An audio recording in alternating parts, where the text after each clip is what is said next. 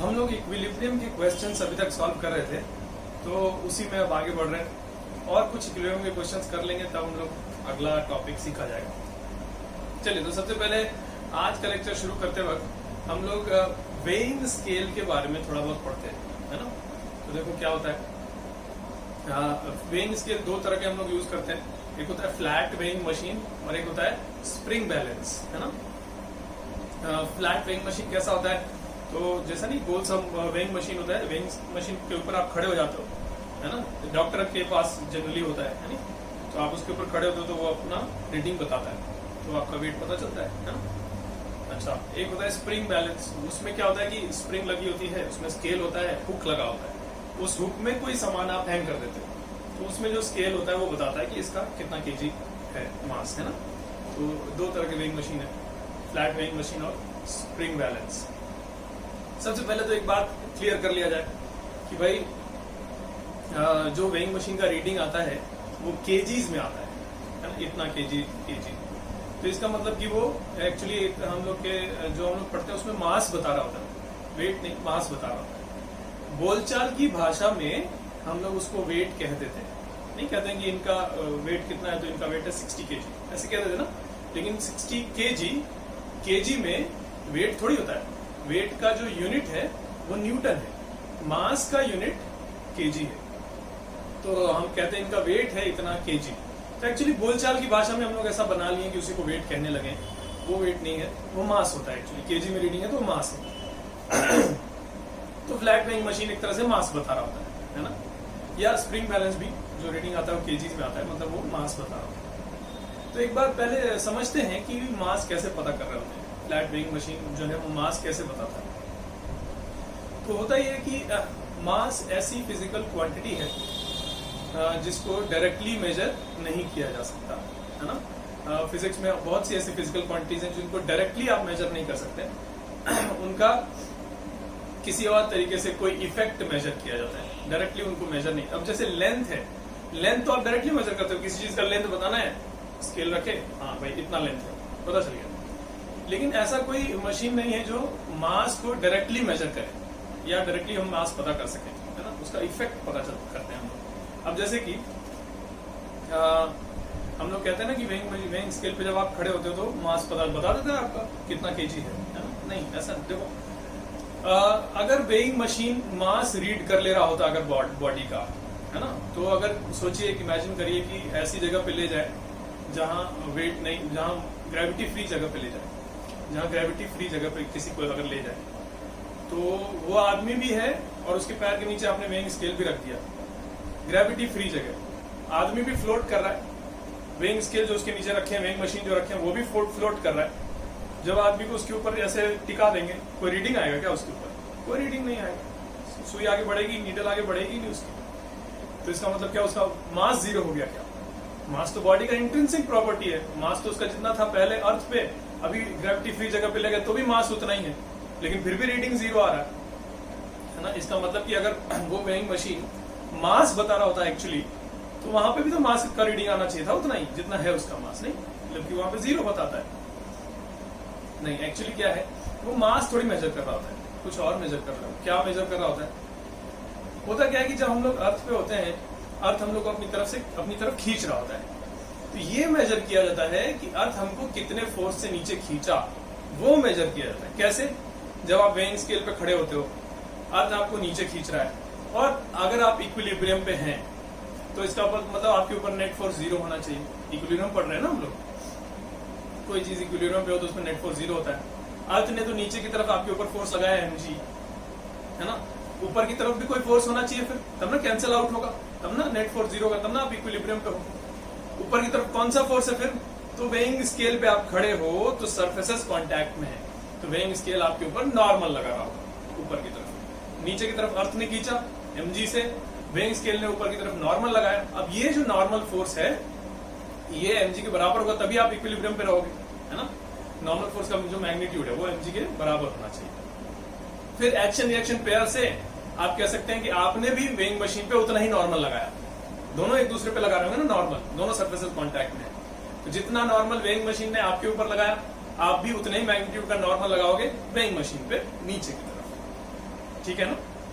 तो एक्चुअली क्या होता है कि जो वेइंग मशीन होता है वो ये मेजर करता है कि उसके ऊपर कितना नॉर्मल लगा, है ना, वो फोर्स मेजर करता है और वो नॉर्मल फोर्स अपॉन जी करके वो रीडिंग बता देता है कि इतना केजी होना चाहिए, है ना। जैसे अभी ये सब डिस्कशन से हम बता रहे थे ना कि जो नॉर्मल लग रहा होगा आपके ऊपर वो mg के बराबर होगा, आपके m इंटू जी के बराबर होगा। फिर उतना ही नॉर्मल आपने मशीन पे लगाया, मशीन ने वो नॉर्मल पता कर लिया कितना नॉर्मल फोर्स लगा, वो फोर्स अपॉन जी कर दिया, mg अपॉन जी, तो जी कट जाएगा, m बचेगा, उसका रीडिंग वो बता देगा कि इतना हुआ, है कि नहीं। अब जैसे कि एक और तरीके से इसको बताएं कि वही वेइंग मशीन है, आप उसको नीचे मत रखिए, आप उसको यहाँ पे हैंग कर दीजिए, है ना, लटका दीजिए, घड़ी के जैसा यहाँ पे लटका दीजिए और उसको ऐसे हाथ से पुश करिए, तो भी तो उसका स्केल आगे बढ़ेगा, बात सही है कि नहीं। तो आपने हाथ से पुश किया तो भी उसका स्केल आगे बढ़ेगा, आपने धीरे पुश किया तो हो सकता है थोड़ा सा आगे 1 यूनिट आगे बढ़े, थोड़ा और तेजी से पुश करेंगे तो थोड़ा और आगे बढ़ेगा नीडल। तो क्या वेट बता रहा है क्या, या मास बता रहा है क्या आपका? वो नहीं, वो तो ये पता कर रहा है कितने फोर्स से पुश किया गया अपॉन जी, उसका रीडिंग दे रहा है वो, है ना, उतना केजी बताएगा। अब जैसे आपने 10 न्यूटन के फोर्स से अगर पुश किया, और जी का वैल्यू हम लोग 10 ले रहे हैं फिलहाल, 10 न्यूटन फोर्स से अगर पुश किया तो वो 1 केजी रीडिंग बता देगा, है कि नहीं। 20 न्यूटन फोर्स से पुश करेंगे 2 केजी रीडिंग बता देगा। मतलब जितने न्यूटन फोर्स से उसको नॉर्मल फोर्स लगाया जाएगा उसके ऊपर अपॉन जी, इतना रीडिंग वो दे देता है ना, वेइंग मशीन। और ऐसा ही कुछ काम स्प्रिंग बैलेंस का भी होता है। स्प्रिंग बैलेंस में एक स्प्रिंग होता है और पीछे स्केल लगी होती है, स्प्रिंग में नीचे एक हुक लगा होता है, आप कोई सामान उस पर हैंग करते हैं तो वो क्या मास में रीडिंग देता है, वो केजी में, है ना। तो क्या मास मेजर कर लिया? क्या नहीं, वो एक्चुअली फोर्स मेजर कर रहा होता है, कितने फोर्स से स्प्रिंग को नीचे खींचा गया। अब उतना फोर्स, मतलब जितना स्प्रिंग में टेंशन डेवलप हुआ, वो टेंशन वाला फोर्स अपॉन जी, इतना रीडिंग वो नीडल बता देता है ना। तो इस तरीके से रीडिंग आता है weighing machine, flat weighing machine और स्प्रिंग बैलेंस का। चलिए, अच्छा, तो हम लोग कुछ क्वेश्चंस में ये बातों को यूज करने जा रहे हैं। एक नोट करके पहले ये बात लिख दिया जाए, है ना, कि क्या मेजरमेंट देता है फ्लैट वेइंग मशीन और क्या मेजरमेंट देता है एक स्प्रिंग बैलेंस। नोट करके पहला पॉइंट लिखिए, a flat weighing machine gives the reading of n by g, capital N upon g, small g, gives the reading of n by g where g is acceleration due to gravity, मतलब कितना 9.8 लेंगे या 10 लेंगे, जैसा कि question में दिया हो, है ना, जो हम लोग फॉलो कर रहे हैं वैसे। ये तो हो गया एक्सेलरेशन ड्यू टू ग्रेविटी। और जैसे पहले बात होती थी, कहने को जरूर ये एक्सेलरेशन कहते हैं कि एक्सेलरेशन ड्यू टू ग्रेविटी है इतना जी, लेकिन ये मैग्नीट्यूड होता है उसका, एक्सेलरेशन ड्यू टू ग्रेविटी का मैग्नीट्यूड होता है ना। तो एनीवे चलिए, जी क्या हो गया, हमने क्या लिखा, acceleration due to gravity, and N is normal force applied on the weighing machine, है ना, N is normal force applied on the weighing machine. हो गया, चलिए, तो ये हो गया फ्लैट वेइंग मशीन का रीडिंग क्या होता है। इसी नोट में सेकंड पॉइंट करके लिखे, टेंशन वाली बात, मतलब स्प्रिंग बैलेंस वाली बात लिखा जाए। A spring balance gives the reading of T by G, capital T upon small g, है ना, full stop, where capital T is tension in the spring. Spring balance में स्प्रिंग जो होता है उसमें जितना टेंशन होगा T अपॉन G, इसका रीडिंग वो देगा। चलिए, तो हमने बात की कि फ्लैट वेइंग मशीन और स्प्रिंग बैलेंस जो होते हैं वो उनका रीडिंग क्या होता है ना, क्या चीज बताते हैं लोग। चलिए, कुछ क्वेश्चंस में करके देखते हैं नीचे।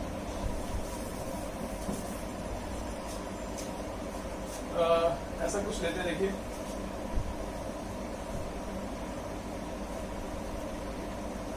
ये एक आदमी है और ये एक टेबल पर खड़ा है, ये स्प्रिंग ये फ्लैट वेइंग मशीन पर खड़ा है ना, मान लो ये वेइंग मशीन है और ये वेइंग मशीन एक टेबल पर रखा हुआ, ठीक है, और इसने, इसके हाथ बहुत लंबे लंबे हैं और इसने एक धागा पकड़ रखा है, धागे से एक मास हैंग कर रहा है जो कि 10 kg का मास है। आदमी का 50 kg मास है और ये जो ब्लॉक है इसका मास है 10 kg और ये ऐसा सी है, टेबल से खड़ा है ऐसे पकड़ के, है ना, ये एक चीज हुआ। और कोई पूछे इस केस में ये जो फ्लैट वेइंग मशीन है इसका रीडिंग बताइए। तो जैसे हम लोग सीखे थे फ्लैट वेइंग मशीन पे कितना नॉर्मल फोर्स लगाया गया वही नॉर्मल अपॉन जी, इतना रीडिंग होता है फ्लैट वेइंग मशीन का। तो चलिए इस केस में ये फ्लैट वेइंग मशीन जो है उसका रीडिंग पता करने जा रहे हैं। क्वेश्चन लिख दीजिए find the reading of flat weighing machine. ठीक है, चलिए पता करने जा रहे हैं। देखो कैसे है, हम दो तरीके से कर सकते हैं क्वेश्चन। देखो कैसे कैसे या तो क्या किया जाए, इस ब्लॉक का और इस आदमी का दोनों का अलग अलग फ्री बॉडी डायग्राम बनाने जा रहे हैं। तो ये जो आदमी है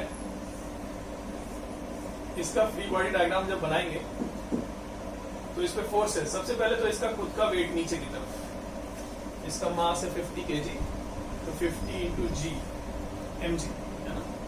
इसके अलावा यहाँ से धागे से अटैच्ड है बाहरी सरफेस से और यहाँ से ये सरफेस कनेक्टेड है बाहरी सरफेस से, है ना। तो दो सरफेसेस से फोर्सेस लगेंगे, कॉन्टैक्ट फोर्सेस बनाने होंगे। एक तो ये ग्रेविटेशन हो ही गया, कॉन्टैक्ट फोर्सेस दो जगह बनाना है, यहाँ एक यहाँ। तो यहाँ से जो धागे वाला फोर्स होता है वो बॉडी से धागे की तरफ, तो बॉडी से धागे की तरफ ये हो गया टी, लिख दे रहे हैं इसको, धागे में जो भी टेंशन हो। और यहाँ सरफेस से बॉडी की तरफ नॉर्मल, तो यहाँ सरफेस से और बॉडी की तरफ ये हो गया एन, ठीक है ना। और ये जो ब्लॉक है इस ब्लॉक का फ्री बॉडी डायग्राम भी बना देते हैं। नीचे की तरफ mg, तो 10 kg है तो कितना हुआ 10 इंटू जी, है ना। और ब्लॉक से धागे की तरफ टेंशन, यही तो दोनों फोर्सेस हैं इस पे, बस हो गया ठीक। ये दोनों का फ्री बॉडी डायग्राम हो गया। और हमको पता करना ये वाले नॉर्मल का वैल्यू, तब ना n/g करके रीडिंग बताएंगे। नॉर्मल का वैल्यू पता करना, इक्वेशंस लिख देना। ये सब कुछ इक्विलिब्रियम पे, ये सब इक्विलिब्रियम पे। तो इस पे भी नेट फोर्स 0 होना चाहिए, इस पे भी नेट फोर्स 0 होना चाहिए। तो इस पर नेट फोर्स 0 कैसे होगा, ये दोनों कैंसिल आउट होना चाहिए। तो T will be equal to 10 into जी,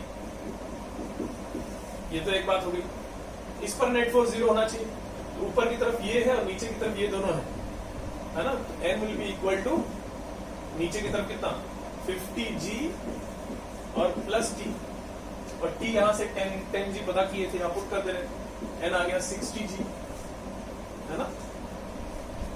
तो रीडिंग कितना हो गया N अपॉन जी, तो ये हो गया 60g, N अपॉन जी करेंगे तो 60, है ना। तो रीडिंग आएगी 60। चलिए, तो ये पता चल गया फ्लैट वेइंग मशीन का रीडिंग इस केस में कितना है 60, है ना। अच्छा, एक और बात, सेम यही क्वेश्चन को एक और तरीके से हम सॉल्व कर सकते हैं।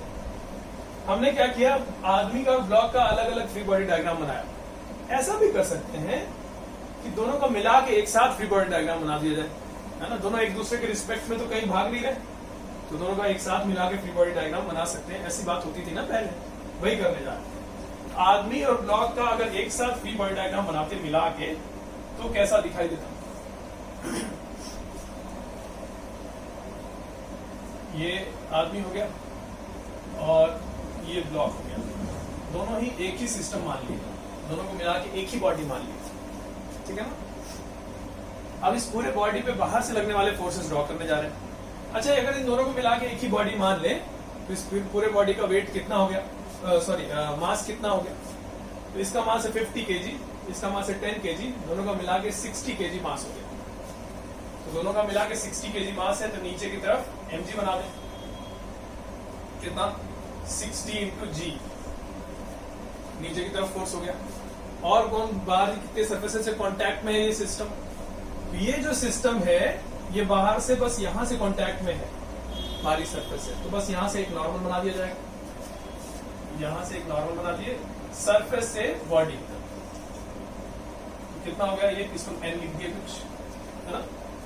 और बाकी कुछ नहीं, बस यही हो गया फ्री बॉडी डायग्राम। दोनों का अगर मिला के साथ में बना रहे हैं तो यही फ्री बॉडी डायग्राम। सॉरी, देखिए इसमें ये जो टेंशन वाला फोर्स आप नहीं बना रहे क्योंकि ये इंटरनल हो जाएगा। इन दोनों को एक ही बॉडी ले लें तो ये दोनों का आपस का मामला है। Internal forces free body diagram में नहीं बनाते हैं, तो बाहर से लगने वाले फोर्सेस बना दिए और इक्विलिब्रियम पे है ये सिस्टम, इसलिए ये और ये बराबर होने चाहिए, तो n will be equal to 60 g. तो देखो यहाँ पर क्या किया हमने, सेम आंसर ला दिए और स्टेप्स कम कर लिए। नहीं, यहाँ पर दोनों का फ्री बॉडी डायग्राम बनाना पड़ा, इसके लिए भी इक्वेशन लिखे, इसके लिए भी इक्वेशन लिखे, सॉल्व करके जैसे आंसर पे पहुंचे। यहाँ ऐसे बनाए कि एक बार में आंसर आ गया। तो कई क्वेश्चंस में एक से ज्यादा बॉडीज को भी सिंगल बॉडी मानते हुए फ्री बॉडी डायग्राम हम लोग कभी कभी बनाते हैं, और उससे क्वेश्चंस कई बार आसान भी हो जाते हैं, है ना। जैसे ये वाला क्वेश्चन था, तो ये जल्दी आंसर आ जाएगा, सिर्फ इतने को दोनों को एक ही बॉडी मानते हुए अगर बनाते तो आंसर आ जाएगा, है ना। एन इतना आया, तो रीडिंग कितना हो गया, N/G मतलब 60 kg। चले, अच्छा, तो एक क्वेश्चन किया हम लोग, एक और करने जा रहे हैं।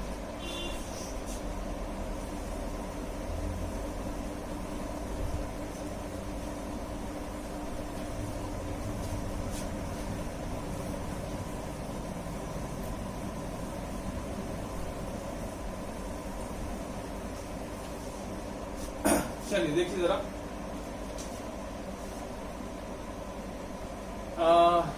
यही सिचुएशन है लेकिन थोड़ा सा बदल रहे हैं हम। ये ग्राउंड है और ये इस पर फ्लैट वेइंग मशीन है और ये आदमी इस पर खड़ा है ना, और इसने धागे को पकड़ रखा है।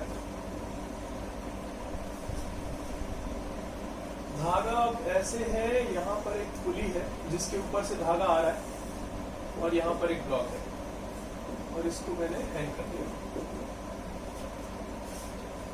पुली को ऊपर छत से हैंग कर दिया, है ना। आगे क्वेश्चन वही है कि ये जो वेइंग मशीन है इसका रीडिंग क्या होगा। वही वाला है, आदमी का मास है 50 kg लिखते हैं और ब्लॉक का मास 10 kg।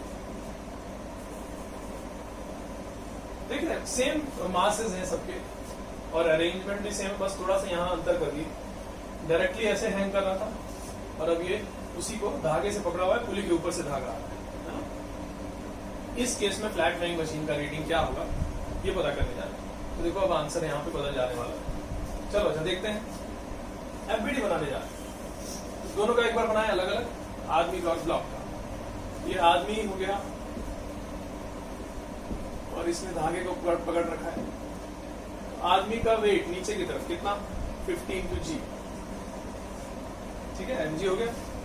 और यहां से कनेक्टेड है बाहरी सरफेस से और यहां से कनेक्टेड, यहां से टेंशन बनेगा आदमी से, मतलब बॉडी से धागे की तरफ। इस धागे में कोई टेंशन T मान लेते। अच्छा, एक धागे में एक ही टेंशन, तो दोनों तरफ एक ही होगा। T इधर माने तो इधर भी T होगा। चले जा, तो आदमी से धागे की तरफ, यहां से धागे की तरफ, ये हो गया T, और यहाँ सरफेस से बॉडी की तरफ कहा, सरफेस से बॉडी की तरफ, ये हो गया n। यही n पता करना है ना। और इस ब्लॉक का फ्री बॉडी डायग्राम बना देते हैं। नीचे की तरफ mg, मास है 10 kg, 10 × G, और बॉडी से धागे की तरफ टेंशन, ठीक है। चलिए, तो ये हो गया, दोनों का फ्री बॉडी डायग्राम बना दिए और बैलेंस कर दिया जाए। इक्वेशंस लिख दें, तो यहां से तो हो जाएगा T = 10 × G, है ना, बैलेंस कर दिए। और यहां पर लिखेंगे तो ऊपर की तरफ ये दोनों फोर्सेस है N और T, नीचे की तरफ 50G, तो N + T = 50 × G। ये हो गया। T का वैल्यू 10 kg, यहाँ पुट कर दे रहे, तो यहाँ 10G हो गया, सॉरी 10 × G है, 10 × G पुट कर दिए, तो 50G इधर है, 10G इधर है, जो माइनस होगा तो 40G हो जाएगा N। ये आंसर आ जाएगा। तो देखो इस केस में जो नॉर्मल आया 40 × G, तो वेइंग स्केल जो है यहाँ फ्लैट वेइंग मशीन, इसकी रीडिंग हो जाएगी N/G मतलब कि 40, है कि नहीं। तो इसका रीडिंग यहाँ पर 40 आया, 40 kg, और यहाँ पर आया था 60 kg। देखो अंतर हो जाता है ना, कैसे हैंग कर रहे हैं ब्लॉक को। तो यहाँ से क्या था कि यहाँ डायरेक्टली होल्ड करा था और यहाँ पुली के ऊपर से ले आया, है ना। तो यहाँ से नॉर्मल यहाँ से कम हो गया, है कि नहीं। तो आपके एनसीईआरटी में ऐसा एक क्वेश्चन है कि यहाँ पे, वहाँ पे वेइंग स्केल नहीं है, वहाँ पर ऐसा ही कुछ ग्राउंड सा है, ऐसा उठा हुआ, इस पर आदमी खड़ा है और उसमें पूछा गया है कि किस तरीके से, दोनों डायग्राम है, किस तरीके से होल्ड करना चाहिए इस वेट को ताकि आदमी ग्राउंड पर कम से कम नॉर्मल लगाए। तो अब जैसे इस वाले केस में जो नॉर्मल आया था वो 60 G आया था, 60 × G, और यहाँ पर आया 40 इंटू जी। तो कम नॉर्मल अगर चाहते हैं तो इस तरीके से पकड़ना चाहिए। और एक और बात बोल दें कि कम क्यों हो रहा है, कम क्यों हो गया, क्योंकि देखो यहाँ पर एक एडिशनल ऊपर से फोर्स आ गया ना सिस्टम के ऊपर। ये जो सिस्टम है हमारा, इस पर ये धागा ऊपर की तरफ भी खींच रहा है, तो इसलिए यहाँ से नॉर्मल कम हो गया। जैसे यहाँ पर ऊपर से कोई नहीं खींच रहा है, ये जो सिस्टम का वेट है पूरा पूरा यहाँ पे नॉर्मल दिखाई दे रहा था, लेकिन यहाँ पर जो पूरे सिस्टम का वेट है वो यहाँ पे नॉर्मल नहीं दिखाई दे रहा है। क्यों? क्योंकि यहाँ से धागा ऊपर खींच रहा है ना। अच्छा, एक और चीज, अगर कोई कहे कि सर इन दोनों का मिला के बनाना चाहते हैं फ्री बॉडी डायग्राम, तो ये पूरे अगर इसको मिला के बनाएंगे, धागा भी तो सिस्टम में आ जाएगा ना। फिर ये धागा और ब्लॉक, इन सबको मिला के अगर फ्री बॉडी डायग्राम बनाए तो बाहर से ये फोर्स ऊपर की तरफ लग रहा है, तो ये भी बनाना पड़ेगा फ्री बॉडी डायग्राम। तो नीचे की तरफ फोर्सेस क्या क्या हो गए, केवल दोनों का वेट मिला के मतलब 60 इंटू जी। ऊपर की तरफ इस वाले धागे का टेंशन है ना, जो कि 2T होगा। ये T है, ये T है, तो ये 2T होता था ना पहले, बात हुई थी। ऊपर की तरफ 2T होना पड़ेगा, जो कि दोनों का कंबाइंड डायग्राम अगर बनाए हो, ऊपर से ये फोर्स बना दिए, तो ये T का वैल्यू भी तो पता होना चाहिए ना, तब ना वो करोगे। ऊपर की तरफ ये इतना फोर्स बताओगे, फिर नीचे की तरफ वेट, यहाँ से नॉर्मल, फिर बैलेंस करोगे। तो मतलब कोई क्वेश्चन आसान नहीं हुआ इससे, फिर T पता करना ही पड़ेगा, तो इसका अलग से डायग्राम बनाना ही पड़ेगा, फ्री बॉडी डायग्राम, है ना। तो इस केस में दोनों का एक साथ बनाने से क्वेश्चन आसान नहीं होने वाला। इसी तरह से कर दीजिएगा, ये आसान है। अच्छा, कभी कभी कोई बच्चे ये भी पूछते हैं कि सर अगर हम इस वाले धागे को भी सिस्टम में ले लें तो क्या होगा, तब तो ये 2T नहीं बनाना पड़ेगा, इंटरनल हो जाएगा। तब भी नहीं, क्योंकि ये जो रूफ है ना, फिर ये रूफ भी इस धागे को खींच रहा है। रूफ बाहर का फोर्स हो गया, रूफ तो सिस्टम में नहीं है। कोई कहे नहीं सर रूफ को भी सिस्टम में ले ले तो क्या होगा, तब तो इंटरनल हो जाएगा, तब इस 2T इंटरनल हो जाएगा नहीं। लेकिन अगर रूफ को भी सिस्टम में ले लोगे तो एक बात नोटिस करिए कि डायग्राम इतना बना हुआ है बस कि ऐसा है, लेकिन रूफ कभी हवा में नहीं होता ना। रूफ भी तो कहीं ना कहीं किसी से जुड़ा होता है। छत एकदम हवा में थोड़ी टंगा होता है ऐसे, ये जाके कहीं ना कहीं किसी चीज से जुड़ा होगा, फिर वो जिस चीज से जुड़ा होगा वो चीज इस पर फोर्स लगा रहा होगा, फिर उसको भी लीजिए, तब ना इंटरनल होगा। तो ऐसे करते जाओगे पूरा अर्थ ही सिस्टम में आ जाएगा। तब तो नहीं, वो सब चक्करों में नहीं पड़ना है। तो वापस आते हैं हम आपको ये बता रहे थे कि इस तरीके से कि आंसर आ गया इतना। कोई चाहे कि इसको और ये चीज को भी सिस्टम में ले ले तो कैसे बनाएंगे, तो फिर ये इसकी जरूरत पड़ जाएगी, फिर ये जो फोर्स बाहर से लग रहा है इसकी जरूरत पड़ जाएगी, और फिर उसके लिए आपको इसका फिर से फ्री बॉडी डायग्राम बनाना पड़ेगा, तब ही पता चलेगा। तो मतलब क्वेश्चन इस तरह से करने से आसान नहीं होने वाला है, इसलिए ऐसे ही कर दीजिएगा। चलिए, अच्छा, ये क्वेश्चन हुआ। नेक्स्ट क्वेश्चन करते हैं हम लोग।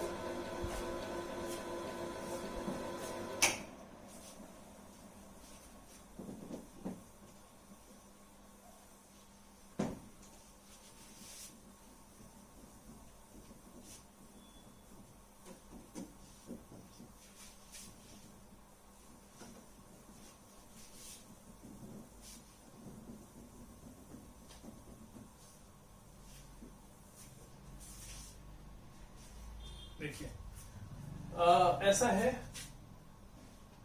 पिछले क्वेश्चन जैसा ही एक और क्वेश्चन करने जा रहे हैं। ये एक प्लैंक है, प्लैंक पर एक वेइंग स्केल रखा हुआ है, फ्लैट वेइंग मशीन है ये, और एक आदमी खड़ा है।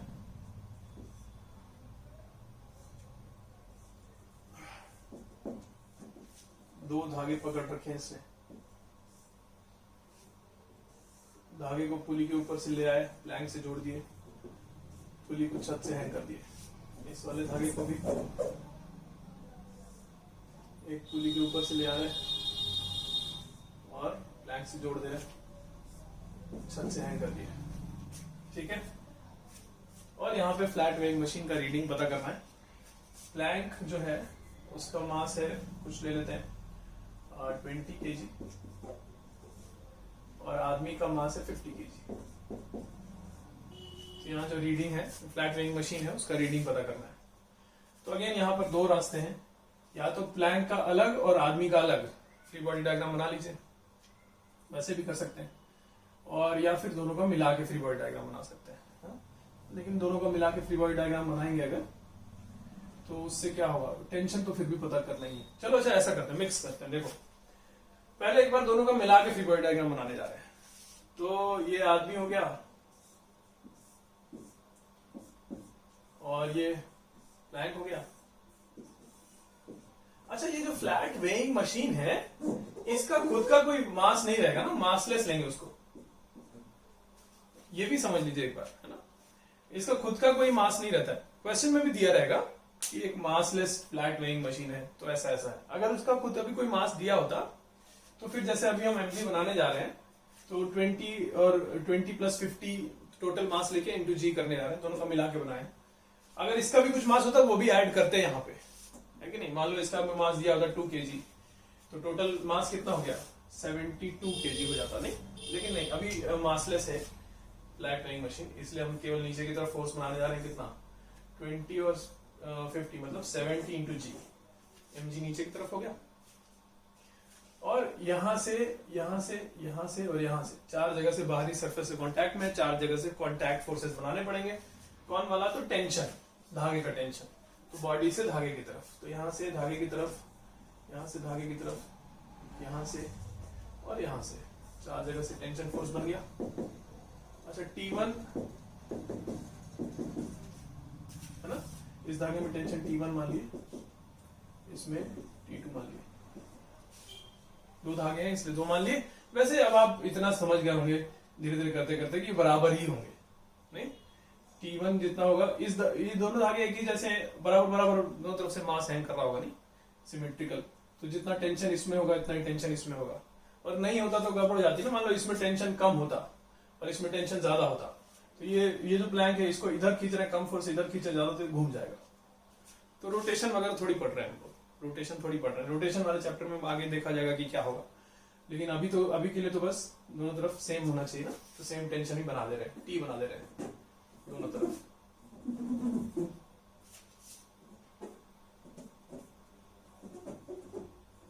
समेट एक ही टेंशन, बराबर बराबर टेंशन बना दिए। चलिए, तो ये आदमी है, नीचे की तरफ ये हो गया, ऊपर की तरफ 4T हो गया, 1 2 3 4, तो नेट फोर्स 0 होने के लिए बैलेंस कर देंगे। 4T is equal to 7, 4T is equal to 70 into g, है ना। तो T हो गया कितना 35/2 इंटू जी, टेंशन इतना आ गया। अब यहां फ्लैट वेइंग मशीन का रीडिंग बताना है तो आदमी का फ्री बॉडी डायग्राम बना दे रहे हैं केवल, तभी ना यहां से नॉर्मल कितना है पता चलेगा, वही पता करना है ना, यहां से कितना नॉर्मल लगाया गया। तो आदमी का फ्री बॉडी डायग्राम बना दे। ये हो गया आदमी का फ्री बॉडी डायग्राम, देखिए, है ना।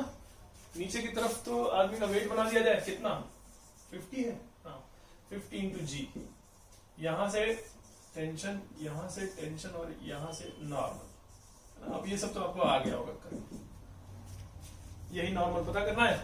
ऊपर की तरफ ये 3 फोर्स, नीचे की तरफ mg, बैलेंस कर दिया जाए। तो n plus 2t is equal to 50 into g, और 2t यहां से पता चल गया 35g, वहां पुट करते रहे, n plus 35g is equal to 50g, n is equal to कितना आया 15g, है ना। तो n बाई जी रीडिंग होगा, n अपॉन में g मतलब 15 kg रीडिंग आ जाएगी। तो ये हो गया वेइंग मशीन का रीडिंग। चलिए, अच्छा, तो हम लोग इक्विलिब्रियम के क्वेश्चंस कर रहे थे अभी तक, यहां पर फिनिश करते हैं हम लोग। अब यहां से हम लोग नया एक टॉपिक, इसी चैप्टर में नया एक टॉपिक शुरू करने जा रहे हैं।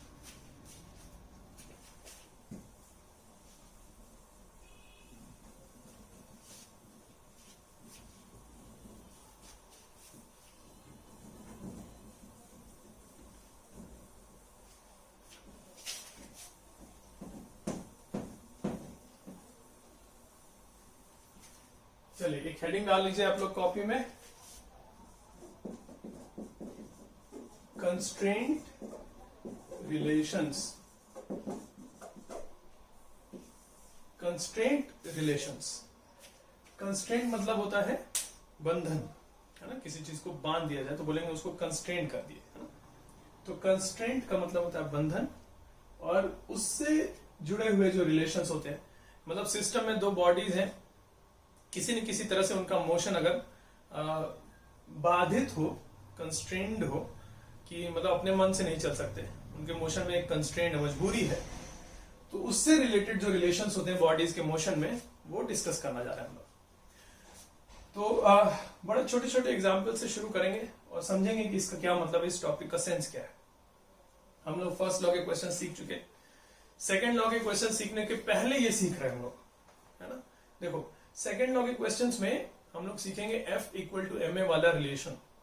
फर्स्ट लॉ में क्या था, net force equal to 0, equilibrium वाला। और सेकंड लॉ में क्या होता है, net force equal to mass into acceleration, इस पर जाया जाएगा, है कि नहीं। तो मतलब किसी बॉडी पे लगने वाले फोर्सेस के बारे में अगर पता है तो वो फोर्सेस पता कर लीजिए आप। मास अगर बॉडी को पता है तो आप एक्सेलरेशन उसका बता सकते हैं सेकंड लॉ में। लेकिन उसके पहले हम लोग ये सीख रहे हैं, तो इसमें हम लोग क्या सीखते हैं, कई बार सिस्टम में कुछ बॉडीज ऐसी होती हैं कि उनका एक्सेलरेशन कितना है या उनका वेलोसिटी कितना होगा या कितना आगे बढ़ेंगे, कितना मूव करेंगे, ये सब बताने के लिए उन पे लगने वाले फोर्सेस पता करने की जरूरत ही नहीं होती है। कई बार ऐसा होता है कि बाकी कैसे मूव कर रहे हैं उसके हिसाब से डिसाइड हो जाता है कि ये कैसे मूव करेगा। तो उसका मोशन बताने के लिए आपको उसको अलग से पढ़ने की जरूरत, उसके ऊपर लगने वाले फोर्सेस को अलग से पढ़ने की जरूरत नहीं पड़ती है। उस तरह के क्वेश्चंस। अब जैसे कि छोटा सा एक एग्जांपल बता रहे हैं, मान लीजिए यहाँ पे ये ग्राउंड है, 2 ब्लॉक्स रखे हुए हैं और धागे से बांध रहे और इसको आगे खींचा जाए, इस वाले ब्लॉक को आगे खींचा जाए। मान लीजिए इसको v स्पीड से आगे ले जा रहे हैं, v स्पीड से आगे खींच रहे हैं, है ना। तो कोई पूछे कि ये कितने स्पीड से आगे मूव करेगा, तो इसका मोशन के बारे में डिस्कस करने को कहा जाए तो इससे कोई मतलब नहीं है कि इस पे फोर्सेस कौन कौन से लग रहे हैं वो पता करिए। क्यों पता करेंगे हमको पता है कि धागे से बंधा है, ये इसको v से खींच रहे हैं तो ये v से ही ना जाएगा। धागे से बंधा हुआ है, इसको जितना आगे खींचेंगे ये उतना ही आगे बढ़ेगा। और क्यों ऐसा होता था, क्योंकि हम लोग माने थे धागा कैसा होता है, इनएक्सटेंसिबल होता है, उसका लेंथ चेंज नहीं कर सकता। तो अगर इसको x लेंथ आगे बढ़ाएंगे तो पीछे वाला एंड भी x लेंथ आगे बढ़ना पड़ेगा, तब ना धागे का लेंथ फिक्स रहेगा। मतलब इसको v से खींच रहे तो पीछे वाले को v से आना पड़ेगा। तो ये बताने के लिए कि ये कितने से चलेगा, कितने स्पीड से चलेगा, ये बताने के लिए जरूरत ही नहीं है कि आप पता करिए कि इस पे फोर्सेस क्या क्या हैं, या ये पता करिए कि इसका मास कितना है। वो क्वेश्चन में भी नहीं दिया है कि इसका मास कितना है या इसका मास कितना है, उससे कोई मतलब नहीं कि इनका मास कितना है ना। बढ़िया बात। हम कह रहे हैं कि मान लीजिए अगर ये बहुत भारी हो, ये बहुत हल्का हो, तो भी अगर इसको v से खींचोगे तो ये v से आएगा। और अगर ये बहुत हल्का है, ये बहुत भारी है, तो भी अगर इसको v से खींचोगे तो v से ही आएगा, है कि नहीं। तो इंडिपेंडेंट की कितने मासेस हैं, कितने फोर्सेस लगे, वो सबसे कोई मतलब नहीं है। अगर इसके बारे में, इसके मोशन के बारे में इंफॉर्मेशन बता दे क्वेश्चन में, तो आप इसका मोशन बता सकते हैं बिना किसी फोर्स का स्टडी किए या मास वगैरह का रिलेशन देखे, कुछ नहीं, सीधा आंसर बता देंगे कि ये v से गया तो आंसर क्या है कि ये v से जाएगा, है ना। बशर्ते ये पता हो क्वेश्चन में कि ये कितने से जा रहा है, ये बता दिया जाए पहले से, तो आप इसको बता सकते हैं। तो हम लोग इस तरह के रिलेशंस, इन दोनों के मोशन में एक रिलेशन है, एक बंधन है कि ये अगर v चला तो इसको v से ही चलना होगा, ये इसका मजबूरी है कि नहीं। ये नहीं कि ये भाग आ गया और ये अपने मन से कहे नहीं हम रुके रहेंगे, ये ना जाए, ऐसा नहीं हो सकता। इसको मजबूरी है कि इसको खींचोगे तो इसको चलना पड़ेगा। तो यही कंस्ट्रेंट है, इस तरह के रिलेशंस को कहते हैं कंस्ट्रेंट रिलेशंस। और वही आपसे हम कह रहे थे कि न्यूटन सेकंड लॉ का क्वेश्चंस पढ़ने से पहले हम लोग ये पढ़ते हैं, क्योंकि न्यूटन सेकंड लॉ में तो ये होता है कि फोर्सेस पढ़ने पड़ेंगे ना। किसी बॉडी का एक्सेलरेशन बताना है तो उस पर लगने वाले फोर्सेस देखिए, नेट फोर्स कितना हुआ देखिए, is equal to mass into acceleration लिखिए, तो एक्सेलरेशन पता चलता है। इसमें वो सब भी नहीं देखना है, आपको सीधा आंसर लिखना है कि नहीं। चलिए अच्छा, तो कंस्ट्रेंट रिलेशंस में ये जो बंधन है, ये जो मजबूरी है कि इसका मोशन बाधित है इसके मोशन से, है ना। इसका मोशन में मजबूरी है कि कैसे चलेगा। कंस्ट्रेंट रिलेशन में बहुत तरह के कंस्ट्रेंट्स होते हैं। जैसे ये वाला जो कंस्ट्रेंट है इन दोनों के मोशन में, ये किस वजह से आया, ये धागे के इनएक्सटेंसिबल होने की वजह से आया, कि धागा एक्सटेंड नहीं कर सकता है, ये मजबूरी थी, है कि नहीं। और भी तरह के कंस्ट्रेंट रिलेशंस होते हैं, जैसे कि दो बॉडीज हो, ऐसे रख दे हम, ऐसे रख दे, 2 ब्लॉक्स हैं बगल बगल में रख दी। तो कोई कहे कि अगर इस वाले ब्लॉक को यहां से आगे पुश कर दें, आगे ढकेल दें, कितना, तो मान लो x लेंथ आगे बढ़ा दे, इसको x डिस्टेंस आगे सरका दें, तो इस वाले ब्लॉक को भी x लेंथ आगे शिफ्ट हो जाना पड़ेगा, मजबूरी है। ये नहीं कि हम इसको x आगे बढ़ा दें और ये यहीं रुका रह जाए। कैसे ऐसा होगा? क्या ये इसको छेद के पार करके चला जाएगा क्या? नहीं, जब इसको आगे x बढ़ाएंगे तो इसको भी, ये जब आगे जाएगा तो इसको भी अपने साथ साथ ले जाएगा। अगर इसको x आगे बढ़ाएंगे तो इसको x आगे बढ़ना पड़ेगा। ये भी तो मजबूरी है, ये भी तो कंस्ट्रेंट है। इसका मोशन अगर बता दें तो इसका पता चल गया। इसको v स्पीड से आगे अगर ढकेल रहे हैं पीछे वाले को, तो आगे वाला भी v स्पीड से आगे जा रहा होगा। मजबूरी है। ये नहीं कि ये 10 मीटर पर सेकंड से इसको आगे ले जाएंगे तो ये 1 मीटर पर सेकंड से ही चलेगा, नहीं, तब तो ये आगे निकल तो उसको तोड़ देगा इसको, है कि नहीं? ऐसा तो नहीं होगा। जैसे हम कह रहे थे ना, ये वाला जो कंस्ट्रेंट है, ये वाली जो मजबूरी है, किस वजह से है? धागा का लेंथ चेंज नहीं होता है, इस वजह से। धागा इनएक्सटेंसिबल होता है, इस वजह से ये कंस्ट्रेंट रिलेशन डेवलप होता है। वैसे ये वाला जो कंस्ट्रेंट है, ये किस वजह से है? ये दोनों बॉडीज जो है वो रिजिड बॉडीज है। ये रिजिड बॉडीज होने की वजह से ये कंस्ट्रेंट है।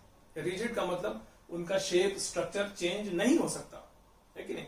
अब जैसे कि ये वाला जो बॉडी है, अगर ये रिजिड नहीं होता, मान लो लिक्विड या गैस ऐसा कुछ होता, तो इसको आगे बढ़ाते तो ये आराम से, ये बॉडी आराम से इसके शेप के अंदर घुस जाता, इसका शेप बिगाड़ देता और आगे चला जाता, वो अलग चीज हो जाती। नहीं, वैसा कुछ नहीं है। ये रिजिड है, रिजिड बॉडी है, इसका शेप, स्ट्रक्चर चेंज नहीं हो सकता। मतलब इसका जो इधर वाला जो सरफेस होगा, इसका जो इधर वाला सरफेस होगा वो एक रिजिड सरफेस है। तो जब ये पीछे वाला बॉडी आगे बढ़ेगा तो इसके इधर लेफ्ट वाला, इसके जो लेफ्ट वाला सरफेस है उसको तोड़ के आगे नहीं निकल सकता, है कि नहीं? तो ये आगे बढ़ेगा तो उसको साथ में आगे बढ़ना पड़ेगा। ये नहीं कि ये वाला बॉडी यही रुका रह जाए, तब तो जब ये आगे बढ़ेगा तो इसका सरफेस इसके सरफेस के अंदर घुस जाएगा, तो इसका शेप भी बिगड़ जाएगा। नहीं, ऐसा नहीं हो सकता। तो रिजिड बॉडीज जो है उनका ये कंस्ट्रेंट है कि उनका शेप और स्ट्रक्चर जैसा है वो वैसा ही बना रहना चाहिए। इस वजह से ये कंस्ट्रेंट डेवलप हुआ, है कि नहीं? गैसेस होते तो ऐसा कुछ नहीं था, एक गैस दूसरे गैस के अंदर घुस जाता है, कोई बात नहीं, यहां पर ऐसा नहीं हो सकता क्योंकि रिजिड है। चलिए, अच्छा, तो कंस्ट्रेंट रिलेशंस हम लोग सीखने जा रहे हैं। तो इसमें कैसे सीखेंगे? हम लोग क्या करेंगे, हम पॉइंट वाइज जितने तरह के कंस्ट्रेंट रिलेशंस हो सकते हैं सारा आपको लिखवाएंगे और बीच बीच में एग्जांपल्स भी बताते जाएंगे, उस तरह के कंस्ट्रेंट रिलेशन के एग्जांपल्स भी बताते जाएंगे। जैसे ये वाला तो प्रीटी ऑब्वियस है, इसमें तो ये बड़ा सिंपलेस्ट है, ये इसको x खींचा तो इसको x जाना है ना? तो इस तरह से हम पॉइंट वाइज सारे कंस्ट्रेंट रिलेशन आपको लिखवा देंगे, सब एक जगह कॉपी में लिखते चलिए। चलिए, हेडिंग डाल दिया आपने कंस्ट्रेंट रिलेशन। इसमें पहला ये कंस्ट्रेंट रिलेशन है, इसमें हम ऐसे लिख रहे, देखो इसको कि अगर इसको x खींचेंगे तो ये x जाएगा, है ना? अच्छा, एक चीज और ध्यान में रखते हुए ये टॉपिक सीखिएगा, एक बात को ध्यान में रखते हुए टॉपिक सीखिएगा ये कि इसमें जो रिलेशंस हम लोग लिख रहे हैं वो इफ एंड देन रिलेशंस हैं। इफ एंड देन, अगर इसको x खींचेंगे तो ये x आगे आएगा। इफ एंड देन रिलेशंस हैं। इसमें ये नहीं लिखा हुआ है कि ये x जाएगा, x जाएगा। क्यों जाएगा? बिना खींचे थोड़ी जाएगा, है ना? या इधर ही जाएगा, हम इधर नहीं भेज सकते, ऐसा नहीं लिखा, ये सब नहीं लिखा।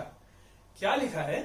इफ एंड देन, मतलब कि अगर इसको x आगे खींचा जाए या अगर ये x आगे गया तो ये x आगे जाएगा, ये लिखा हुआ है इफ देन। इस बात को ध्यान में रखना है। ये टॉपिक सीखना बहुत जरूरी है। हम लोग आगे चल के सारे जो क्वेश्चंस होंगे उसमें कहीं ना कहीं कंस्ट्रेंट रिलेशन का यूज करते चलेंगे। इवन न्यूटन सेकंड लॉ जो पढ़ेंगे F=ma वाले क्वेश्चंस, उसमें भी इसको यूज करते चलेंगे, कंस्ट्रेंट रिलेशन को यूज करते हुए चलेंगे। बहुत जरूरी है टॉपिक सीखना।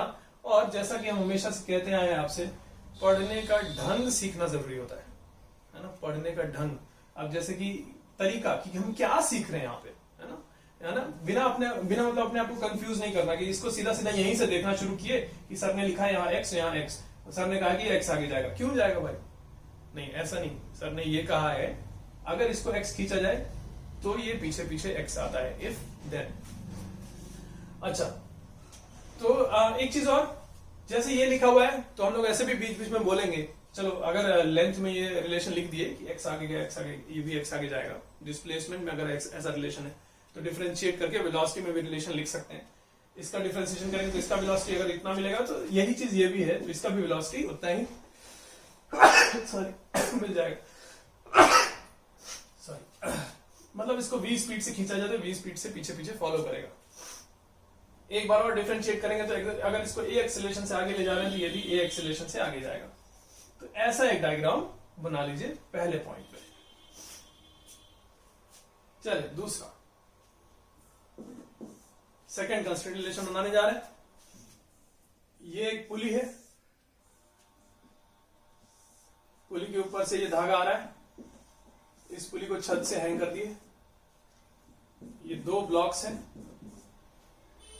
है ना। दोनों का मास कितना हम नहीं लिख रहे, और आप समझ रहे होंगे क्यों नहीं लिख रहे, क्योंकि उससे कोई मतलब नहीं है। कंस्ट्रेंट रिलेशन की बात हो रही है, जैसे इसमें दोनों के मास से कोई मतलब नहीं था। और अगेन कंस्ट्रेंट रिलेशन इसका लिखने जा रहा है। देखो कैसे कि अगर इसको यहां से x नीचे ले जाया जाए, अगर ये x नीचे जाता है तो ये x ऊपर उठेगा। क्यों? क्योंकि धागा जो है उसका इनएक्सटेंसिबल है, उसका लेंथ चेंज नहीं होना चाहिए। अगर इधर से खींचेंगे तो इधर से उठ जाएगा, इधर से जितना लेंथ खींचेंगे इधर से उतना लेंथ उठेगा, है ना। अगर इसको डिफरेंशिएट करें तो अगर ये v स्पीड से जा रहा है तो इसको v स्पीड से ऊपर जाना पड़ेगा। अगर ये a एक्सीलरेशन से नीचे जा रहा है तो a एक्सीलरेशन से ऊपर जाना पड़ेगा, है ना। ये रिलेशंस हो गए। अच्छा नहीं, थोड़ा इस पे रुकते हैं। देखो हम लोग कंस्ट्रेंट रिलेशन अभी ऑब्वियस दिख रहा होगा कि तो सर ऑब्वियस है, तो ऐसे इसमें इतना बड़ी बात कौन सी है। नहीं, आगे चल के जब यही कंस्ट्रेंट रिलेशन के क्वेश्चंस कॉम्प्लिकेटेड होने लगेंगे ना, तो ये बेसिक बातें जो बोल रहे हैं, ये सारी बातें वहां दिमाग में रहेंगी, तो ही वो क्वेश्चंस आसान लगेंगे। आगे चल के मुश्किल वाले क्वेश्चंस भी आसान लगेंगे। ये बेसिक बातें ध्यान में रखनी होगी। देखो एक चीज समझते पहले इस पे रुकते हैं, फिर आगे बढ़ेंगे। ये बात सही हो गई कि अगर इसको x खींचेंगे तो x ऊपर जाएगा। अगेन ये हम नहीं कह रहे हैं कि यही नीचे जाएगा और यही ऊपर जाएगा। फिजिकली सिचुएशन कोई दी जाए, हो सकता है कि ये हैवी हो, ये नीचे चला जाए, ये ऊपर चला जाए। नहीं, वो नहीं कह रहे हैं कि कौन नीचे जाएगा। ये कह रहे हैं कि अगर इसको x नीचे खींचा जाए तो ये x ऊपर जाएगा, अगर ये x नीचे जाता है तो ये x ऊपर जाएगा, ये कहे जाए। अच्छा देखो अब इस कंस्ट्रेंट रिलेशन कैसे लिखते हैं, इनमें जो रिलेशन हमने यहां डायरेक्टली लिख दिया, कॉम्प्लिकेटेड जो क्वेश्चंस होंगे उनमें कैसे रिलेशन पहचानेंगे कि क्या होगा, एक कितना चला तो दूसरा कितना चलेगा। स्टेप्स होते हैं। देखो क्या, यही बात से पहले सिंपलेस्ट केस में स्टेप्स सीखा जाएगा और फिर आगे चल के यूज किया जाएगा। जब मैं यहां पे स्टेप सीखने जा रहा हूं, दो काम हो रहा है, ये नीचे जा रहा है, ये ऊपर जा रहा है ना। दोनों एक साथ हो रहा होगा। जैसे जैसे ये नीचे x जा रहा होगा वैसे वैसे ये ऊपर उठ रहा होगा, एक साथ दोनों काम हो रहा होगा। लेकिन नहीं, चीजों को आसान करने के लिए हम लोग इसको दो टुकड़े में तोड़ के सीखेंगे। सोचेंगे दो बातें हो रही है, इसका नीचे जाना, इसका ऊपर जाना, दो टुकड़े में तोड़ दिए, अलग अलग बात करेंगे, है ना। ऐसे करेंगे। इसको अगर यहां से x नीचे जाना है, इसके बारे में नहीं सोच रहे, सिर्फ इसका सोच रहे हैं। अगर इसको अगर x नीचे जाना है तो इसको यहां से कितने धागे की जरूरत, कितना धागा खींचना होगा यहां से। तो x नीचे जाना है तो इस धागे का यहां से, जहां से ये जुड़ा हुआ वहां से इस धागे को भी x नीचे खींचना पड़ेगा। तो अगर इस धागे को x खींचना है तो धागा का लेंथ तो फिक्स रहने वाला है, तो धागा इधर से x ऊपर उठना पड़ेगा। इधर से धागा अगर x ऊपर उठना है तो इस ब्लॉक को x ऊपर उठना पड़ेगा, है कि नहीं। तो इसका मतलब ये ब्लॉक कितना ऊपर गया, x हो गया कंस्ट्रेंट रिलेशन, है ना। नहीं, और आसान करने जा रहे हैं, इस तरह से भी नहीं करेंगे क्वेश्चंस, और आसान तरीके से सोचेंगे। देखो क्या, अब से ये रूल बनाने जा रहे हैं, कैसे सोचना है। दो हिस्से होंगे, धागे का इनएक्सटेंसिबिलिटी अगर देख रहे हैं कि धागा इनएक्सटेंसिबल है, धागे का लेंथ चेंज नहीं होना चाहिए, तो धागे के दो एंड्स होते हैं, है ना। तो ये एक एंड है, ये एक एंड है। तो कैसे सोचना होता है, पहले सोचेंगे कि ये ब्लॉक अगर यहां से x ऊपर जाता, उल्टा सोचे, कॉज एंड इफेक्ट से देखा जाए तो ये नीचे गया तो ये ऊपर गया, ऐसे बात थी ना। नहीं, अब इसको उल्टा सोच रहे हैं। ट्रिक है ये। ट्रिक क्या है, यहां से सोचना शुरू करिए कि अगर यहां से ये x ऊपर उठता और इसको कहीं नहीं जाने देते, इसको होल्ड करके रखते हैं, अगर इसको होल्ड कर ली, पकड़ लिए, और इसको बोले कि इसको x ऊपर उठा देते हैं, तो अगर इसको x ऊपर उठाएंगे तो क्या होगा, ये धागा जो है ये ढीला हो जाएगा, है कि नहीं। इसको x ऊपर उठा दें यहां से, धागा ये वाला ढीला हो जाएगा। ये यहीं रुका हुआ था, धागा ढीला हो गया। अब इसको यहां पे होल्ड कर लिया, इसको यहां से उठा के यहां जब पहुंच गया ये वाला ब्लॉक, तो इसको होल्ड कर लिया। धागा ढीला है, कितना धागा ढीला हुआ, तो इसको x ऊपर उठाए तो x लेंथ ऑफ स्ट्रिंग ढीला हो चुका है। अब अगर धागे को फिर से टाइट करना है तो अब इस पर आए, इसको कितना नीचे खींचना होगा कि धागा वापस टाइट हो जाए। धागा कितना ढीला हुआ था, x ढीला हुआ था, तो धागे को अगर फिर से टाइट करना है तो इसको फिर x नीचे खींच लेना होगा। तो मतलब अगर ये x ऊपर गया तो ये x नीचे आया। इस तरीके से कंस्ट्रेंट रिलेशन लिखिए, इन दोनों के मोशन में रिलेशन जो है कि x तो ये x कैसे आया, इधर से शुरू किया। अब से हमेशा क्या रूल रहेगा, हम लोग हमेशा शुरुआत करेंगे उस बॉडी को चला के जिसके चलने से धागा ढीला हो रहा हो, बाकियों को रोक के रखेंगे। पता करेंगे कि उस बॉडी के चलने से कितना धागा ढीला हुआ, देन उसको रोक के दूसरे वाले बॉडी को कितना चलना होगा कि धागा वापस टाइट हो जाए। ये सोचने का ढंग होना चाहिए। तो ये क्या है ना, इससे क्वेश्चंस आसानी से दिखेंगे, जल्दी जल्दी सॉल्व होंगे, बड़े आसानी से दिखेगा ये चीज, है ना। देखो कैसे, फिर से बता रहे हैं। दोनों चल रहे थे साथ में, भूल जाओगे दोनों साथ में चल रहे, इसको होल्ड कर लिए, है ना। ये नहीं, शुरू से बता रहे, ये सब हटा दे रहे पहले। ये क्वेश्चन था, इन दोनों के मोशन में कंस्टेंट रिलेशन लिखना था। तो क्या सोचे, एक तरफ से धागा ढीला कराएंगे, दूसरी तरफ से धागा खिंचवा लेंगे। जितना धागा ढीला हुआ उतना धागा खिंचवा लेंगे और रिलेशन मिल जाएगा, है ना। देखो कैसे, किधर से, इधर से मान लो ढीला करवाने जा रहे हैं धागा, है ना। अभी इसको रोक दिया, यहाँ पे इसको होल्ड कर लिया, इसको ले गए एक्स ऊपर, यहां से एक्स ऊपर ले गए, ये धागा हो गया ढीला।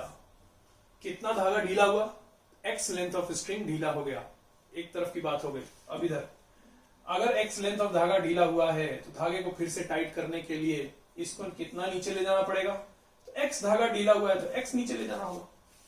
तो कंस्ट्रेंट रिलेशन दोनों का बन गया, है ना। तो ये एक्स है तो ये एक्स होगा, ये वी से जाएगा तो ये वी से जाएगा, ये ए से जाएगा तो ये ए से जाएगा। ये हो गया इनका कंस्ट्रेंट रिलेशन। सेकंड पॉइंट में ऐसा डायग्राम बनाइए। अब जो सब हम कहानी अभी आपको बताए, जो ट्रिक वगैरह सब बताए, इन सारी बातों को थर्ड जो डायग्राम, थर्ड जो स्टेप सीखने जा रहे हैं, थर्ड जो क्वेश्चन सीखने जा रहे हैं, उसमें हम लोग यूज किया जाएगा। चलो अच्छा, ये दो हो गए, पहला पॉइंट, दूसरा पॉइंट, तीसरा बनाने जा रहे हैं।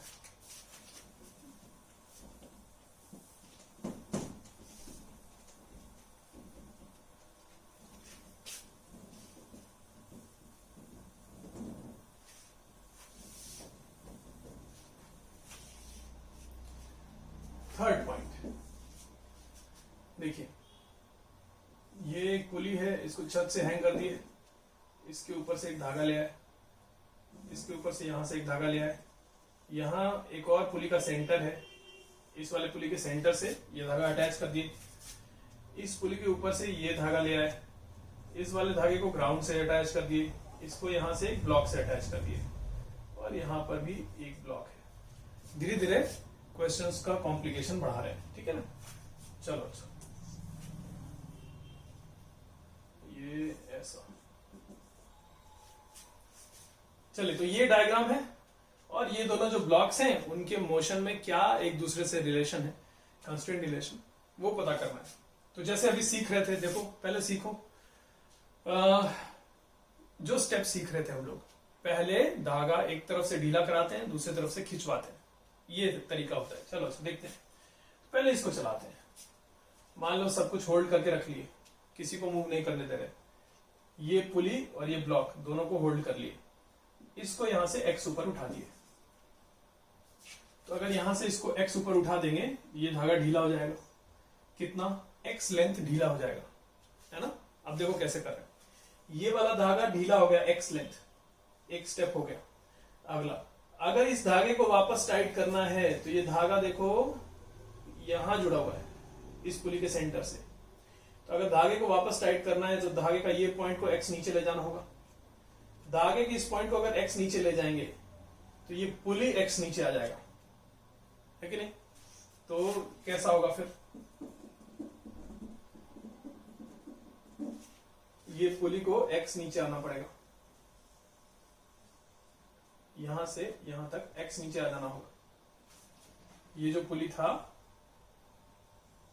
जो यहां होता था, उसको यहां से एक्स नीचे ले जाना होगा। डायग्राम थोड़ा ठीक कर ले, थोड़ा मान लो ये धागा ऐसे बना हुआ था, जगह दे दे, ठीक है कि नहीं। तो देखो क्या हुआ, फिर से बता रहे, देखो पहले ये पुली यहां पर था, ऐसे था, हमने कहा कि इसको अगर एक्स ऊपर उठा दे तो ये धागा एक्स ढीला हुआ, फिर इस धागे को अगर टाइट करना है तो इसका दूसरा एंड यहां से जुड़ा है, उसको एक्स नीचे खींचना होगा, मतलब इस पुली को x नीचे ले जाना होगा। अभी बाकी सब चीजों को रोक के रखें, पुली को x नीचे ले जा दिए, यहां से यहां ले आ दिए। तो अगर पुली x नीचे आ गया तो अब ये वाला जो धागा था ये ढीला हो गया, है ना। पुली को x नीचे ले जा रहे तो ये धागा ढीला हो गया। अब इस धागे को टाइट करना है तो इसको खींचना होगा नीचे, है कि नहीं। चलो अच्छा देखते हैं कितना ढीला हुआ, है ना। अगर ये पुली यहां से x नीचे आ जाए तो ये जो धागा था देखो, ये लेंथ इधर भी x और इधर भी x और x मतलब 2x लेंथ ऑफ स्ट्रिंग, इस वाले स्ट्रिंग में से कितना लेंथ खाली हो गया, इधर से x इधर से x, 2x length of string ढीला हो गया, है ना। 2x लेंथ ऑफ स्ट्रिंग खाली हो गया, उसको खींचना है। तो अब इस ब्लॉक को नीचे ले जाके ऐसे खींचना होगा। इतना लेंथ खींचेंगे तब जाके ये धागा वापस से इस पुली के ऊपर आ जाएगा, है कि नहीं। कितना लेंथ, x और x, 2x लेंथ इस ब्लॉक को नीचे खींचना होगा, तब ये धागा वापस से जाके पुली के ऊपर बैठेगा, है कि नहीं। तो ये हो गया कंस्ट्रेंट रिलेशन। इस ब्लॉक को अगर x नीचे ले जाएं तो ये वाला ब्लॉक 2x लेंथ नीचे जाता है, ये है कंस्ट्रेंट रिलेशन, है ना। फिर से बोल रहे देखो कैसे कैसे किए। पहले इसको ले गए ऊपर, ये धागा x खाली हुआ, इस धागे को टाइट करने के लिए धागे का ये जो दूसरा एंड यहाँ पे हुआ करता था उसको x नीचे ले गए, मतलब ये जो पुली यहाँ होता था वो पुली x नीचे आ गया। अब ये धागा तो टाइट हो गया चलो, लेकिन इस पुली को x नीचे खींचने से क्या हुआ, ये जो धागा था अब ये ढीला हो गया। कितना ढीला हुआ, इधर से x इधर से x, 2x लेंथ ढीला हो गया ये धागा। तो इस वाले धागे को भी टाइट करना होगा। तो अगर ये 2x लेंथ ढीला हुआ है तो अब इसको कितना खींचना होगा, नीचे 2x खींचना होगा, तब ना ये वापस से टाइट होगा। तो ये रिलेशन हो गया, ये x चला तो ये 2x चलेगा। सिमिलरली डिफरेंशिएट करके अगर ये v चलेगा तो ये 2v से चलेगा, अगर ये a से ऊपर जाएगा तो ये 2a से नीचे जाएगा। ये कंस्ट्रेंट रिलेशन हो गया, है ना। चलिए ये हो गए, एक और करते हैं, फोर्थ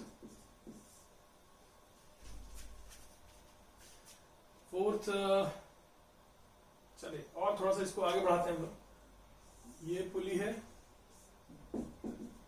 इसके ऊपर से धागा आया, ये धागा इसके ऊपर से आया, यहां से एक दूसरे पुली का सेंटर से अटैच कर दिए, इसके ऊपर से एक और धागा ले गए और यहां पर एक ब्लॉक। अब 3 ब्लॉक्स हैं, 1 2 3, तीनों ब्लॉक्स में आपस में रिलेशन लिखना है, ठीक है। चलिए अच्छा, तो कंस्टेंट रिलेशन लिखने जा रहे हैं, तीनों के मोशन में आपस में क्या रिलेशन लिखने जा रहे हैं देखा जाए। पहले एक तरफ से धागा ढीला किया जाए, तो इसको उठा देते हैं, है ना। एक सिंपल सा एक ट्रिक बताया आपको कैसे, पहले किसको चलाना चाहिए, 3 है ना, पहले किसको चलाना चाहिए कैसे डिसाइड होगा। तो सिंपल सा एक तरीका है कि जो ब्लॉक किसी पुली के सेंटर से जाके जुड़ा हो, पहले उसको चलाने से सहूलियत रहती है जनरली। अब जैसे कि ये है, ये ब्लॉक जाके इस पुली के सेंटर से जुड़ा है, इसको चलाना चाहिए पहले, फिर बाकियों का सोचना चाहिए। अब जैसे ये देखो, ये किसी पुली के सेंटर से नहीं जुड़ा है, इधर से आया है, इस पुली के ऊपर से होते हुए आ गया, ये भी पुली के ऊपर से जुड़ा है, ये वाला जाके पुली के सेंटर से जुड़ा है। तो कोई ब्लॉक अगर किसी पुली के सेंटर से जुड़ा है तो उस ब्लॉक को पहले चला देना चाहिए। तो चलो इसको ऊपर उठा दिए, मान लीजिए धागा ढीला कर लिए। कितना धागा ढीला हुआ, x धागा ढीला हुआ, ये वाला, है ना। तो पहले इस वाले धागे को टाइट किया जाए, ये धागा x ढीला हो चुका है, तो इसका दूसरा एंड यहां पर है, तो इस एंड को नीचे x ले जाना होगा। तो अगर इसको x नीचे खींच देंगे तो ये जो पुली था यहां पर वो नीचे आ जाएगा। तो ये पुली को यहां से हटा दे, ये पुली यहां से x नीचे आ गया, है ना। ये पुली अगर x नीचे ले जा दी है तो अब ये धागा ढीला हो गया। कितना, तो इस साइड से भी x, इस साइड से भी x, 2x धागा ढीला हो गया, है ना। तो अब इन दोनों को मिलकर खींचना होगा, ये भी नीचे जाएगा तो धागा खींच जाएगा, ये भी नीचे जाके खींच सकता है, दोनों तरफ से खींचा जा सकता है। यहां पर क्या था, एक तरफ से धागा फिक्स्ड था, तो यहां से तो खींचा नहीं जा सकता, एक ही तरफ से खींचा जा सकता था। तो हमने लिख दिया कि जितना धागा खाली हुआ था ये उसने अकेले खींच लिया। लेकिन यहां पर क्या है, दोनों तरफ ब्लॉक्स है ना, तो ये भी तो खींच सकता है और ये भी खींच सकता है, तो दोनों मिलकर खींचेंगे।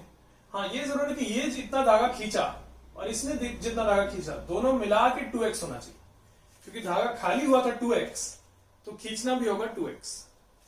तो अगर मान लें कि ये यहां से x1 नीचे गया और ये अगर x2 नीचे गया, तो दोनों मिलके कितना धागा खींचेंगे, तो x1 plus x2 should be equal to 2x, दोनों को मिलकर 2x धागा खींचना होगा। x1 plus x2 is equal to 2x, ये हो गया। सही बात है कि नहीं? अच्छा देखो एक चीज और बताएं। हाँ, कई बार हम देखें यहाँ पे बच्चे क्या करते हैं कि यहाँ 2x धागा खींचना था तो बोल देते हैं कि चलो इसको भी x खींचा, इसने भी x खींचा, इसने भी x खींचा, हो गया कंस्ट्रेंट रिलेशन, है ना? ये x दोनों मिलकर 2x हो गया, है ना? लेकिन नहीं, ऐसे नहीं लिखना चाहिए, इसको अलग अलग लिखना चाहिए x1 और x2, और ये ऐसे लिखना चाहिए कंस्ट्रेंट, ये दोनों मिलकर 2x हो गया। ये बात सही है। क्यों ऐसे कह रहे हैं?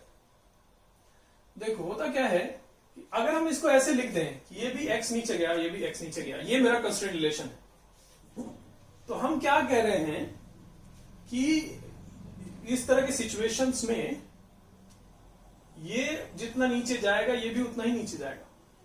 हम ये कह रहे हैं कि अगर ये x ऊपर गया है तो ये भी x नीचे जाएगा और ये भी x नीचे जाएगा। इस तरह के सिचुएशंस में ये दोनों बराबर नीचे जाएंगे, जबकि ये मजबूरी नहीं है। हम लिख रहे हैं मजबूरी, कंस्ट्रेंट रिलेशन। क्या ये मजबूरी है क्या कि ये जितना ऊपर जाएगा तो ये दोनों को बराबर बराबर ही नीचे जाना पड़ेगा? ये x गया तो इसको x ही जाना पड़ेगा, क्या ये मजबूरी है क्या? नहीं, ऐसा कुछ भी नहीं है, ऐसा कुछ भी नहीं है। हम किसी क्वेश्चन में अगर हम ऐसा कहते हैं हम इसको पकड़ लिए, होल्ड कर लिए, तो अब सिस्टम को छोड़ दें, ये ऊपर जा रहा है नीचे जा रहा है, इसको होल्ड कर लिए। मान लो किसी सिचुएशन में मान लो हम इसको ग्राउंड पे रख दें, होल्ड कर ले, या किसी तरह से फिक्स कर दें ग्राउंड के साथ और छोड़ दें। ये है क्वेश्चन। अब बताइए क्या दोनों बराबर नीचे जा रहे हैं क्या? नहीं ना। कहां कंस्ट्रेंट रिलेशन हमारा वैलिड हुआ? ये कहना कि दोनों बराबर जाते हैं हमेशा, कहां हमेशा बराबर जाते हैं? ऐसा तो नहीं है। बराबर तो जरूरी थोड़ी कि बराबर जाए। इसलिए अब जैसे इसी क्वेश्चन में यहां पर एक ब्लॉक होता, ग्राउंड पे रखा होता है ना, तो वो तो ग्राउंड पे, वो थोड़ी खींचेगा, इसी तरफ से खींचना होगा जितना खींचना है कि नहीं? एनीवे, तो ये कहना कि ये जब चलेंगे तो दोनों बराबर बराबर चलेंगे, ये कहना गलत बात है। इसलिए दोनों को x नहीं लिखिए, क्या लिखिए? इसको यहां हटा दें, इसको ग्राउंड, क्या लिखिए? इसको x1 लिखिए, इसको x2 लिखिए। ये अलग अलग मानिए, बराबर होना होगा तो हो जाएगा किसी केस में, है ना? नहीं, पहले से कह देना कि ये दोनों बराबर ही होते हैं, ये गलत बात है। इसको x1 मान लिए, इसको x2 मान लिए, और ये कंस्ट्रेंट रिलेशन लिख दिए कि ये दोनों मिलके हमेशा 2x के बराबर होना पड़ेगा, कि अगर ये x ऊपर गया है तो ये दोनों मिलके इतना खींचना पड़ेगा। ये कंस्ट्रेंट है कि नहीं? चलिए, अच्छा, तो ये वाला जो कंस्ट्रेंट अभी सीखे हम लोग 3 ब्लॉक वाला, इसमें ही एक क्वेश्चन दे रहे हैं हम, 4th पॉइंट में एक क्वेश्चन करने जा रहे हैं। चलिए हम बनाने जा रहे हैं क्वेश्चन, चलो इधर बनाते हैं।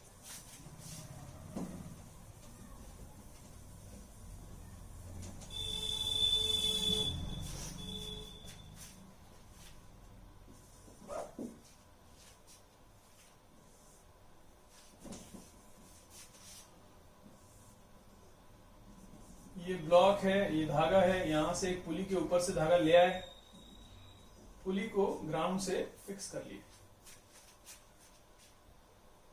पुली के ऊपर से धागा ले आए, है ना? यहां पर एक और पुली है, ये धागा इस पुली के ऊपर से ले आए, यहां पर एक और पुली है, इसके ऊपर से धागा ले आए, यहां एक और ब्लॉक है ना? तो ये जो पुली है ये ग्राउंड से फिक्स है, ये वाला पुली भी ग्राउंड से फिक्स है, ये पुली फ्री है, ये धागे ऐसे जा रहा है, इसके ऊपर से एक ब्लॉक हैंग कर दिया। 3 ब्लॉक्स हो गए, है ना?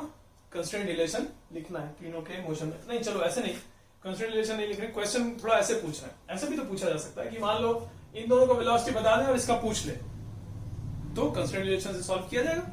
चलो देखते हैं, कुछ देते हैं। मान लो ये नीचे जा रहा है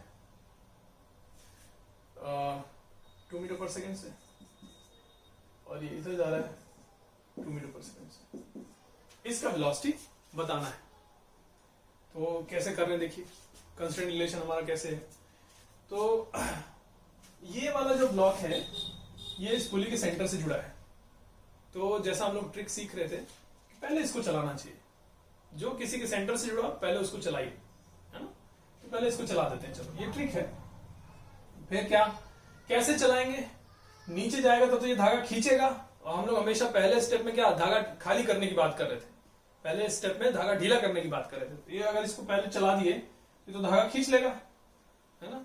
कोई बात नहीं, हम ढीला कराने की, हम जैसा सीखे वैसा करेंगे।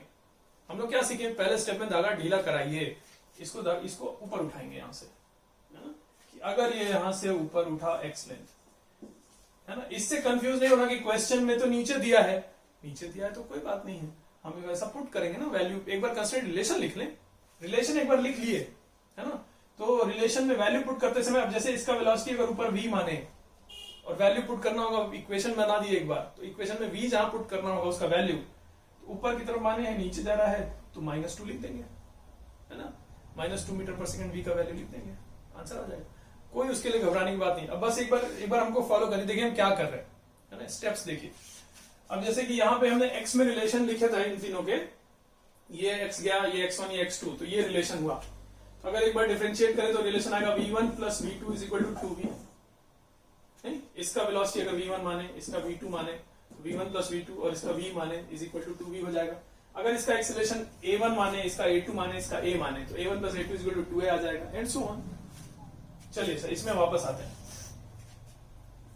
क्वेश्चन में क्या दिया है उसके कोई मतलब नहीं है, आपको सॉल्व करने, कंस्ट्रेंट रिलेशन लिखने के लिए जैसा सहूलियत लगे वैसा मानना चाहिए। हमको क्या इजी पड़ेगा कि हम इसको ऊपर माने, धागा ढीला कराएं पहले, फिर धागा खिंचवाएं, हमको यही आसान लगता है, इसलिए हम लोग पहले ऐसा ही किया जाएगा। पहले इसको उठा देंगे, यहां से x उठा दिए। अब x उठा दिए तो ये वाला धागा ढीला हो गया, कितना ढीला हुआ, तो यहां से x ढीला हो गया। तो अगर इस धागे को टाइट करना है तो इस धागे का ये एंड को ऊपर खींचना होगा, कितना x लेंथ खींचना होगा, तो ये पुली यहां से x ऊपर आ गया, ये वाला जो पुली था यहां से x ऊपर आ गया। तो अब ये धागा ढीला हो गया, कितना ढीला हुआ, इधर से भी x ढीला हुआ, इधर से भी x ढीला हुआ, है कि नहीं। इसको x ऊपर उठाए, पुली x ऊपर गया, इधर दोनों तरफ से ये धागा ढीला हो गया। अब इस वाले धागे को टाइट कराया जाए, ये वाला धागा अगर x और x 2x लेंथ ढीला हुआ है तो इन दोनों को मिलकर 2x लेंथ धागा खींच लेना होगा। तो बराबर खींचेंगे ऐसा जरूरी नहीं है, अभी डिस्कस कर रहे थे। तो मान लेते हैं चलो इसने x1 लेंथ ऑफ स्ट्रिंग खींचा और इसने x2 लेंथ ऑफ स्ट्रिंग खींचा, तो दोनों मिलके कितना खींचेंगे, x1 प्लस x2 कितना होना चाहिए, 2x के बराबर होना चाहिए। ये कंस्ट्रेंट रिलेशन लिखा हमने, और ऐसे लिखा, ऐसे मानते हुए लिखा जैसा मानने से हमको आसानी हो क्वेश्चन सॉल्व करने में। हमने देखो लिखा क्या, कंस्ट्रेंट रिलेशन लिखा कि उसको मान लिया उधर x1, इसको इधर x2, तो x1 plus x2 is equal to आ गया कितना, 2x, इसको x माने थे। मतलब वेलोसिटी में रिलेशन डिफरेंशिएट करके लिखेंगे तो v1 plus v2 should be equal to 2v, है कि नहीं। अब देखो वैल्यूज पुट करने जा रहे हैं, इसका वैल्यू, अच्छा ये x है तो इसको अगर v माने, इसका डिफरेंशिएशन v2 माने है, इसका डिफरेंशिएशन v1 माने ना। देखो v2 क्वेश्चन में देखो दिया है इधर की तरफ 2, हमने माना है इधर, और क्वेश्चन में दिया कि इधर जा रहा है, तो इसका मतलब v2 का वैल्यू, अगर वैल्यू पुट करें तो कितना पुट करना पड़ेगा, -2। अगर इधर ही दिया होता 2 मीटर पर सेकेंड तो 2 पुट करते, लेकिन हमने जिधर माना है क्वेश्चन में उसको उल्टा दिया है, इसलिए -2 पुट कर देंगे बस, और कुछ नहीं। तो v2 की जगह मैंने -2 पुट कर दिया, v1 plus -2 is equal to 2 times v। v कितना है, तो हमने देखो ऊपर माना है, दिया है क्वेश्चन में नीचे 2, तो इसको -2 पुट कर दिए, 2 इंटू v की जगह -2 पुट कर दिया, और इसको v1 के लिए सॉल्व कर लिया। तो v1 कितना आया, ये 2 इधर, -4 -2, हमने इधर माना है v1 और आया कितना, -2, इसका मतलब ये ब्लॉक इधर जा रहा होगा 2 मीटर पर सेकेंड से, है ना, ये आंसर हो गया बस। तो इस तरीके से कंस्ट्रेंट रिलेशन सॉल्व करते हैं हम लोग को अभी 4 पॉइंट सीखे हम लोग कंस्ट्रेंट रिलेशन का, अभी और बहुत सारे पॉइंट सीखने हैं कंस्ट्रेंट रिलेशन में। अभी के लिए इतना रखते हैं आज के लेक्चर के लिए, आगे और कंस्ट्रेंट रिलेशन सीखा जाएगा।